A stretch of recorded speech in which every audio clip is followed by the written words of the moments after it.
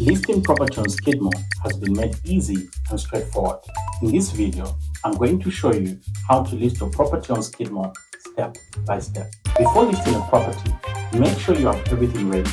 You need the property type such as a house, apartment, boarding house, lodge, or hotel. You will also need the proper description of the property in clear photos, at least 7 photos showing different parts of your property, both the interior and exterior. In addition, have all important information ready, including the location, price, amenities, and other relevant details. At this point, your Skidmo account should have already been verified. Verification upgrades your account from a basic Skidmo account to a vendor's account, which allows you to list properties. If you haven't verified your account yet, kindly watch our How to Verify Your Skidmo Account video and complete the verification process before continuing.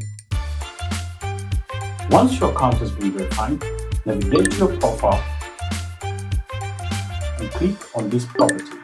You will see options to list your property for sale, long-term renting, or short-term renting. In this video, we will be using short-term renting as an example. After selecting short-term renting, fill in every field that appears, starting from property type, location, price, and so on, clearly describing the property and the available amenities.